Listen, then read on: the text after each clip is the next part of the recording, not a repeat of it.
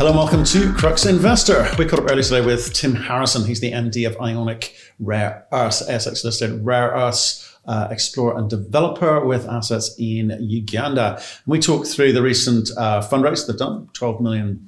They've also announced that they have increased the size of their resource. And we talked through the implications of that and plans for the rest of 2021. If you want our thoughts and opinions on that, you can find that at cruxinvestor.com/club. We can also find detailed company reports and analysis. There's commentary from experts from all over the world talking about different companies and commodities, which I think you'll find fascinating. There are training courses on there to help you with your diligence process. Summaries of other interviews that we've done to save you some time because we know you're busy. And of course, there's a thriving community of investors sharing their thoughts and ideas with each other in a nice, friendly, civilized environment, free from trolling and abuse. And if that sounds nice to you, and it should, go and join them at cruxinvestor.com/club. And we'd love your feedback too. So give us a like, we appreciate it. Leave your comments below. We get back to absolutely everyone. And if you want to see precisely what we talked about today, take a look in the description below. Tim, how are you doing, sir? Yeah, good, Matt. How are you? I'm surviving. I'm surviving. So where in the world are you speaking from? Coming from Melbourne, Australia, just at the tail end of summer. So conditions are pretty good down here. Yeah, I bet they are. I bet they are. Thanks for joining us. First time we've spoken, actually, and we do like a rare earth story as well. So hopefully you're going to educate us, hopefully, right? Yeah, look forward to having a good chat, Matt. I think we've got a good one here. So, yeah, looking forward to having a good discussion about it. Good. Okay, well, why don't we kick off, give people that 1 minute overview of what it is that you are, and then I'll pick up with some questions. Okay, so Ionic Rare Earths is developing a ionic adsorption clay in Uganda, which has elevated levels of critical and heavy rare earths. Being an ionic adsorption clay, these are typically low-cost, high-margin projects. So they're very simple mining and processing. And we're looking to fast-track Makuutu into production to help bring the world an alternative source of heavy and critical rare earths. Okay. Well, look, I think it's quite a confusing space for a lot of people because there's a lot of terminology they don't quite understand. So you've got 17 minerals. But we hear these phrases, there's heavy rare earths, critical rare earths, just rare earths generally. People get quite confused. Do you want to start with some vocabulary for us? Help us understand what we're talking about. Sure. So we've effectively, 17 elements, and you've got your light rare earths, which typically come from the hard rock mineralized deposits. And so that's your lanthanum, cerium, praseodymium and neodymium. So NdPr. A lot of people know about NdPr because they're probably the main elements that a lot of rare earth projects derive, 90+% of their revenue from. Then you've got your heavy rare earths, which we consider basically anything from samarium onwards. So there's a number of elements at the bottom of the periodic table from samarium, europium, gadolinium onwards. So terbium and dysprosium are two that are critical for the use in offshore wind turbines. So being magnet elements, they are the elements that help you build the magnets that operate at high temperatures and maintain their magnetic characteristics. Then you've got other specialty heavy rare earths like erbium, holmium, and the list goes on, and they're for very niche applications, from applications in MRIs to other, high-end technical applications. I mean, erbium is used in enabling 5G technology. So the erbium doped fiber amplifier is effectively what makes erbium, what makes 5G technology work. So they're your heavy rare earths, and that goes all the way through to yttrium. Yttrium's used in defense applications. And then there's the critical rare earths. The critical rare earths got their name from, I think it was a USGS study done in around about 2011, which identified the 5 rare earths that are the most critical supply stress, or the elements with the most critical, criticality of supply. They are neodymium, europium, dysprosium, terbium, and yttrium. And so, there's a number of subsets of rare earths. It can get very confusing. But, once you've done a little bit of work in this space, it's pretty easy to remember them and know where they sit relative to each other. Right, there you go. There's some definitions for your use cases as well. And what are you after in Uganda? So being an ionic adsorption clay, we actually produce a basket that's a very balanced product. So we're producing a bit of everything. That means that we're not particularly weighted to just the neodymium and praseodymium prices, but we've got a lot of exposure to the heavy rare earths that are at the moment sort of going up in leaps and bounds on prices, basically escalating on a daily basis. So whilst neodymium and praseodymium make up about a quarter of our basket, there's another quarter of our basket that's highly weighted to some of the more expensive, higher value heavy rare earths. Thanks for running through that for us. But before we kind of get into, where this resource update that you've just announced today and what that could mean for you going forward, let's kind of work out where you've come from, where it originally started. So if you don't mind. Yeah, sure. So Ionic Rare Earths acquired the interest in the Makuutu Rare Earth Project back in about August of 2019. The company was looking for a rare earth project, and fortuitously, previous directors were made aware of Rwenzori Rare Metals and the Makuutu Rare Earth Project in Uganda. So the company moved quite quickly to secure an initial option. We took a 20% interest in the project. And then since that time, we've been working on an earn-in arrangement where we currently own 51% of Rwenzori Rare Metals, which is the Ugandan private company that owns 100% of the Makuutu Rare Earths Project. And under the agreement, we have option to earn up to 60% upon the completion of a bankable feasibility study, which nominally is due to occur round about sort of September, October of 2022. But we've also, through the nature of the agreement, got effectively the right first option over the other 40% of the project. So, we've got quite a good relationship with our partners within Rwenzori Rare Metals, and we've been very collaborative over the course of the last 18 months in advancing Makuutu from, a very early stage exploration project where, there was, probably around about 2,000 metres of drilling had been completed across the asset. We've now gone and completed around about 4,700 metres of diamond drilling, which has gone into this new resource estimate update. Okay, so tell me about this, the 40% component in terms of having a first option, because that becomes quite interesting. Yeah, so I suppose the opportunity for long term is to potentially look at the way in which we may be able to consolidate the overall interest of the project. And we're working with our partners within Rwenzori about maximising the overall value of Makuutu and making sure that we've got a development strategy that certainly makes it a very attractive deposit for developing. And, any way in which we can simplify the overall development of Makuutu is something that we're going to explore. Well, I do want to get into that in a second, because you've raised $12 million recently.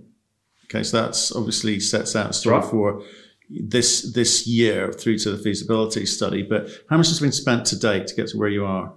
We've spent about 4 million Australian on the projects to date. So that includes a number of milestone payments that have been made to our Ugandan partners as well. So, the cost associated with getting and the technical work programs to get from, the August 2019, the initial 20% stake up to the 51% earn-in was around about 1.8 million US dollars from recollection. And so, the company has been quite frugal with the funds. We've prioritised spending into the ground. The bulk of that money has been spent on drill programs across what was, previously we had tenements that covered 26 kilometres in length. We've recently increased that up to 37 kilometres from end to end. So it's a very large deposit, but very shallow. So the drill program we completed recently was 4,000 metres completed in 2020. That was about 233 holes. Average depth is only 17 metres. So it's a very shallow deposit, and so we get a lot of value for the money that we put into the ground in Uganda. I noticed they sort of very I noticed it's shallow, but there was a very little overburden as well, which was obviously good news in terms of cost. But you spent $4 million to date, and you're sitting at a 170 odd million market cap. That's it, and this is, I suppose, what we've always known. Ionic adsorption clays are fantastic deposits. The Chinese love them. As far as being high margin deposits, they're very simple to mine, very simple to process. So when the company back in June, July of 2019 came across this asset, knowing full well that there was potential for potentially a larger deposit than maybe was first thought, we were very quick, or the company was very quick to secure that interest. And I think through the nature of the work that we've been able to complete over the last 18 months, we've been able to deliver on that vision. And I think we now are looking at something that's looking like a very large, very scalable, low-cost, high-value rare earth project. Okay, well, let's talk about the release, okay, because it's going to allow us to have a conversation about how this thing moves forward. Okay, so obviously there was a maiden resource previously, and I think you talked about moving most of it from inferred into the indicated category. I think you've done that. So what are the numbers that we should be aware of with the new release? So effectively, the new release is effectively a threefold increase in the total rare earth content at Makuutu that we have now classified. That includes both indicated and inferred resources.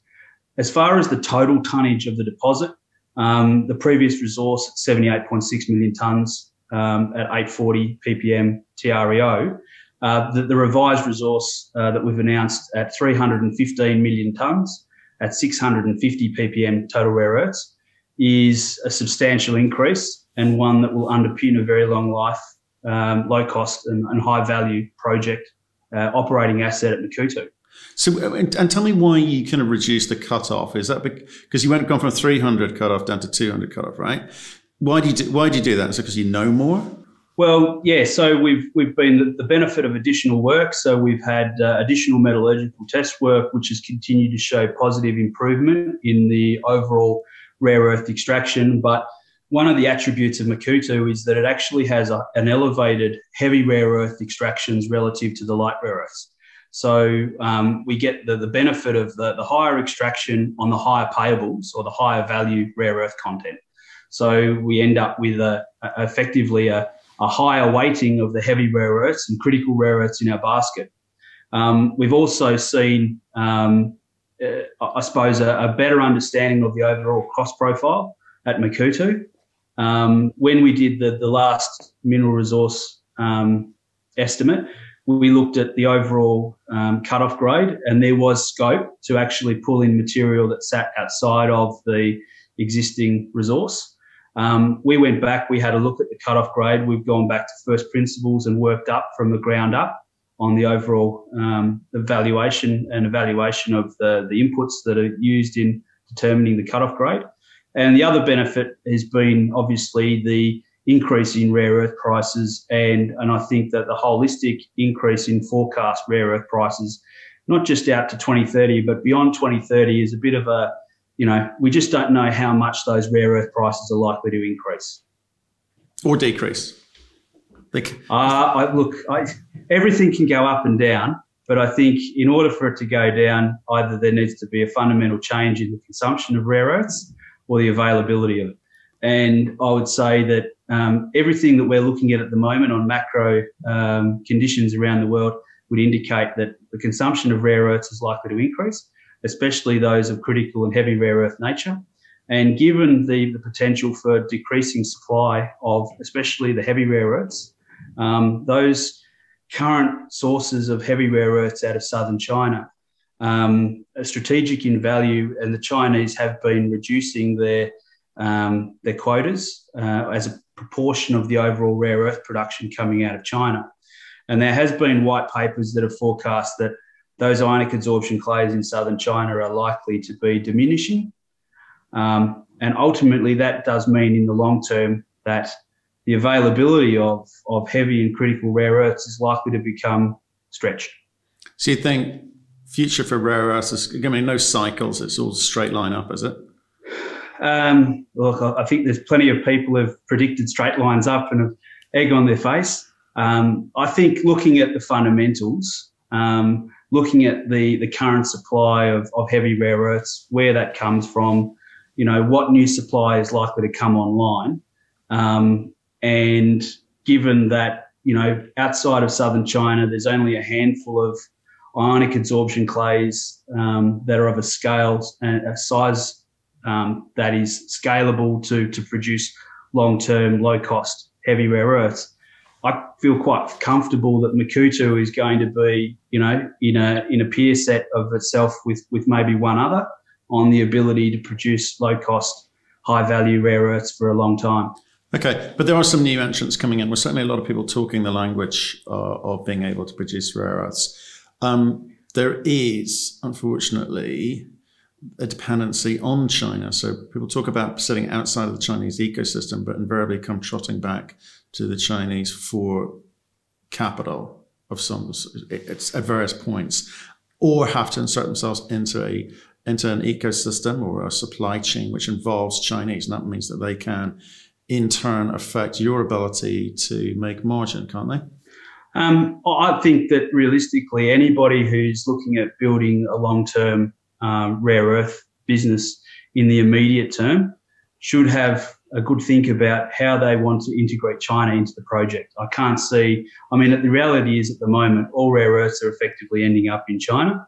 There's a portion that's actually being produced by Linus, but when it comes to the heavy rare earths, that is an area that the Chinese have completely dominated.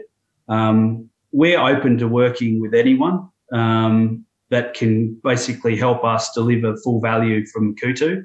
And I think that it's logical to think that at some point, certainly early in the life of the project, that we would have a strong relationship with Chinese entities potentially taking our product. Certainly presents us with the lowest risk ramp-up strategy. And I think reality is that China has got to be part of the rare earth solution, certainly for the next 5 years. Beyond that, I mean, it really is going to depend on what capacity is built outside of China to process rare earth materials. The product that we will generate at Makuutu, being a mixed rare earth carbonate, doesn't require any cracking and doesn't have the radionuclide impacts that you will find commonplace with the light rare earth mineral concentrates. So our product could effectively go straight into a rare earth separation circuit. It's much more flexible. It's very readily soluble. So our product that we're generating at Makuutu, we see, you know, there's naturally a number of suitors that would actually take this product and be able to take this product quite quickly to supplement declining productions and availability of you know, ionic adsorption clay materials out of southern China. But people talk about the lack of technical expertise outside of China. Okay, whether it be the separation or the processing, you're saying you've got a bit of an advantage there, but the reality is you'll probably move towards having some kind of Chinese influence partner relationship. I think there's always an opportunity to learn from the people who've been there and done it. And in this instance, the ionic adsorption clays have been operated and developed for 50 years by the Chinese. They've got expertise in this, and we would look to tap into that expertise. I mean, it certainly would de-risk our development strategy, and that's certainly a key plank of our thinking moving forward. Okay. Do you think, if you've got any concerns, I mean, obviously you've done really well, you know, spent 4 million, market cap over 170. I think you've got to be pleased with that. But do you see any negativity in the market? Because we read a lot of PowerPoints and presentations and listen to people saying we're going to try and create an ecosystem outside of China. Do you think that's possible? This is a more generic point rather than specifically about you. Oh, look, I think it is possible. I think it takes time, though. When you're developing complex processing plants, and dependent upon how many products you're trying to achieve, it can add to the complexity.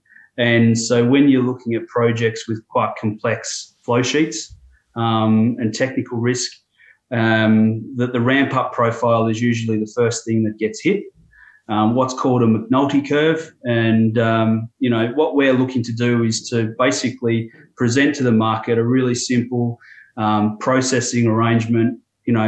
Treatment and processing of ionic adsorption clays is super simple. I mean, we're looking at heap leaching. This has been done by the Chinese for over 40 years.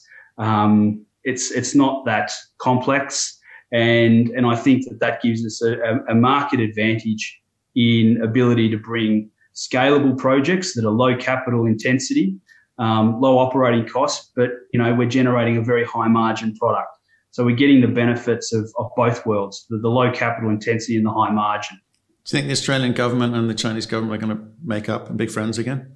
Oh, look, I think that's a difficult question. That one's probably a little bit over my pay grade, Matt. I don't know. You've got an opinion? Oh, look, I would like to see it all get sorted out. I think, ultimately we're all trying to solve the world's solutions together. And I think, China has made some good initiatives around looking at their carbon future. They've got ambitions to be carbon neutral by 2060. They're putting things in place now to be able to make sure that they can prioritise their rare earths for their domestic requirements to help them achieve those environmental targets. So I think, there is benefit in us all being able to work together. Okay, so you're just going to focus on being a miner, and you're going to bring in the partner who will take care of the separation, processing, etc., downstream, and bring money to the table. That's your model. Potentially. I mean, we're open to anybody who can provide us with a strategic advantage. We're not going to sit there and say we're looking for one thing over another. We may end up with a number of strategic partners. It's really about what's going to help us bring Makuutu to market, what helps us to de-risk the overall development of the project. It could be people who have access to good procurement networks and engineering capability, groups that have experience and expertise in the development of ionic adsorption clays, companies that are looking to secure, or companies or jurisdictions or governments that are looking to secure the product. And then we're happy to work with those groups to help them look at the way in which they potentially treat that product. Okay. You've got 12, 13 million Aussie in the bank. You're working, you think that'll get you through to the ability to deliver a feasibility study, do you? That's the plan. So we've got a runway now. We've gone and raised the money. We've been very targeted in making sure that we've got a work program now. We're focusing on initiating the environmental and social impact assessment. We're just about to now, with the resource estimate completed, working through the updated or the revised scoping study on Makuutu, which I think will be the first opportunity for investors not familiar with ionic adsorption clays to start to see the overall benefit, the value that is generated by having a large ionic adsorption clay producing a basket product that's dominated by critical and heavy rare earths. Once we put that information out to the market, I think that will greatly help the market get a better sense of the true valuation of an asset like Makuutu. There's potential to even expand the resource. We've announced this resource, but we've still got an exploration license out to the east that's got a potential to increase the overall project by a further 50%. We are looking at a very big deposit, and the size of that deposit and the way in which we intend to process the material means that we can look at scaling up production rates. The ability to replace or replicate modules, ramp up production, and look at bringing heavy and critical rare earth supply into a market that might be, a little bit constrained on the existing supply, or certainly the the pending supply of heavy and critical rare earths over the next 10 years. So, I mean, there's a huge opportunity once we can, demonstrate those economics and show the market where this is likely to go, and the true value of an ionic adsorption clay. Okay. I haven't talked about Uganda because I think it's been a very short conversation. You've got road and port, you've got road and rail to port, good infrastructure, energy, etc., water. So you've kind of, the country's good for mining. I understand that. But I do want to talk about what it is that you're going to deliver over and above the feasibility study, because at that stage, people start looking at you. Strategic partners do come and start having conversations with you. Are you already in conversation with people? Yeah, we've been having discussions since about April of last year. We, realised that we needed to start those discussions early. We've got a number of groups that we've been talking with. There's continually new groups coming in wanting to talk about the project. Again, I think that the best thing for us is to get to a point where we can complete the scoping study. And at that point, we can then put out the details on the study, educate and provide a little bit more colour on the overall economics of Makuutu. And I think that will then help the market, who's maybe, certain sectors of the strategic partnering process who are not as familiar with the value of ionic adsorption clays as others. So I think we just got to help sort of get that knowledge a little bit more developed and help groups get a better sense of the opportunity that is Makuutu. But it's also important for you to be clear about how and where you're positioning yourself in the marketplace, right? You can understand, because again, I think there's been a lot of car crashes down the road, historically. I know we've certainly been involved in funding rare earths companies. It hasn't quite worked out in the past because they don't know how to insert themselves into the ecosystem, and the volatility of rare earths pricing. I know you're describing a, slightly different look future. Are you clear about what you are and what you need to be? Because it doesn't sound like anything, you're not trying to be too clever, which is kind of appealing in a way. Well, that's right. Keep it simple, right? It's, we're trying to basically build an asset that's going to be a profitable asset, coming onto market as soon as we feasibly can. So it's about keeping it simple. Perfect is the enemy of good, right? We're basically looking to build an asset, bring it to market, bring it to production. It's scalable, so we have the ability to ramp up production. The concept is one of build the first module, and then subsequent modules are funded effectively by the free cash flow generated from the first module. So, there's an ability for us to be potentially over the course of, 7 years to ramp up from an initial module treating around about 2.5 million tonnes per annum up to potentially 10 million tonnes per annum. And at that point, producing a considerable amount of heavy and critical rare earths. If we look at that first module, 2.5 million tonnes per annum would produce around about 1,000 tonnes a year of rare earth oxide equivalent product. As we ramp that up and start to get into some of the higher grade areas, by the time we get to 10 million tonnes per annum of throughput, we're producing 4,000 or 5,000 tonnes a year of rare earth oxide equivalent material. The other opportunity or low-hanging fruit at Makuutu is the potential to also produce scandium. Okay. Now that's another rare earth. Again, probably not a huge amount of we did a show a lot about scandium. We did a show about it a week ago. So yeah, understand. Oh, did you? Yeah. So look, I mean, a project like Makuutu has the ability to bring a substantial amount of scandium, low cost, to market, which fundamentally helps and changes the story around the pricing mechanism for scandium and potentially enabling mass adoption of aluminium scandium master alloys. Okay. You seem particularly pleased with that one. Oh, look, I've had a bit of experience with scandium in the past. It's been one of the things that when I first looked at the project, I thought, here we go, there might be a sneaky opportunity here. And through the course of, test work over the last 12 months, we've been able to demonstrate that opportunity is something that is real. But like things like scandium is obviously a very, very small market, right? It's very high margin, but there's not too much of it out there. And I think, Jan, you've spoken to someone which we spoke to recently, John Hawkaway, who suggests that if that is the case, people just substitute it out of the design, right? That's right. But what if you can fundamentally change the pricing mechanism for scandium by being able to bring it online at a very low cost, substantially lower than potentially your peers? And because the scandium is there, we're not having to do anything different to process it.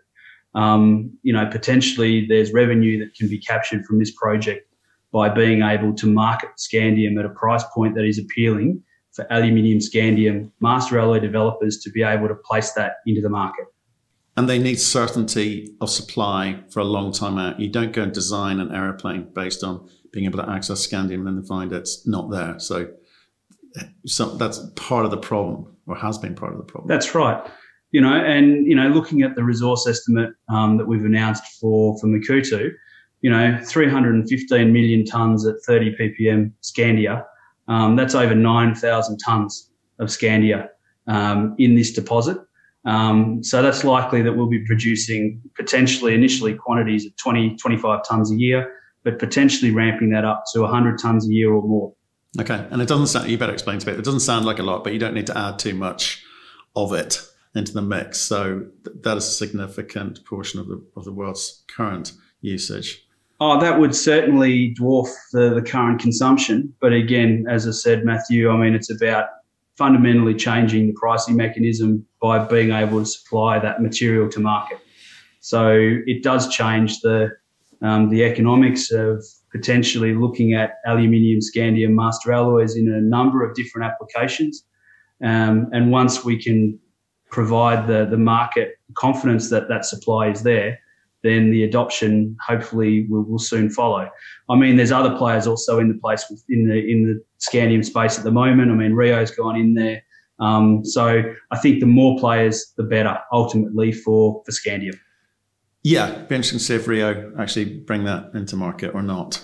We wait with bated breath. Yeah, good luck to them. The more the merrier, and a bit of diversity in supply won't be a bad thing. Okay, just want to finish up on, can you tell me a little bit about you and the team and your previous track record with regards to, you've obviously done a good job here, but have you brought projects into production? So I'm a metallurgist. I've been in the mining industry for 20 years. I've been with Ionic since February of last year. I helped the team a little bit with some of the due diligence work. Before that, I was at Cleantech for 5 years. Cleantech on initially what was the System project, which then became the Sunrise project. So I spent a bit of time working with the team on initially the System Scandium project, and then the reimagining of the System Nickel Cobalt project, incorporating Cleantech's base technology, which is resin in pulp. Before that, I'd spent time with Ivanhoe in Australia with the copper assets. I've been with Fleur and BHP and WMC in their technology divisions. So I've had a varied experience across operations, projects, commissioning. So I've been involved in the life cycle of projects, and one of the attractions with Makuutu was the low capital nature and the simplicity of the project. Capital is always a challenge to develop projects. And so, looking at the opportunity that is Makuutu and being able to bring something to market with a low capital means there's a higher probability that this is an asset that will go to production. Okay, great. Tim, nice run through. We listen, genuinely like the rare earth stories. I prefer the simpler ones myself. Suggest that they're not trying to do something that they have not done before. So look, stay in touch. Let us know how you get on. You said you're going to be more communicative to the market. Are you? Well, this is what we're doing now, right? So, a lot of exercise now about starting to communicate with the market. Now we've got actually material that we can start to promote the company with. So over the course of the last 12 months, we've really been focused on getting the drilling done, getting the test work done, providing a base to move forward, securing the tenements for another 2 years. you know, we've done all of those. We've met our obligations. We've met our targets.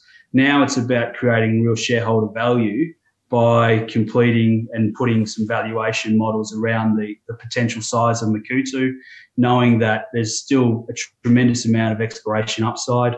And, you know, it's a great time to be bringing an ionic adsorption clay project to market. You know, we're seeing very strong response from rare earth pricing at the moment. Certainly the strength in critical and heavy rare earths has been fantastic. And I think that this is, you know, this is the new norm. The current rare earth supply chain does need to be expanded. You know, there does need to be some diversity built into it. And I think a project like Makuutu provides that. And it provides it from a low capital intensity perspective. Beautiful. Appreciate your time today, Tim. Stay in touch. We'll speak to you soon. Great. Thank you, Matthew.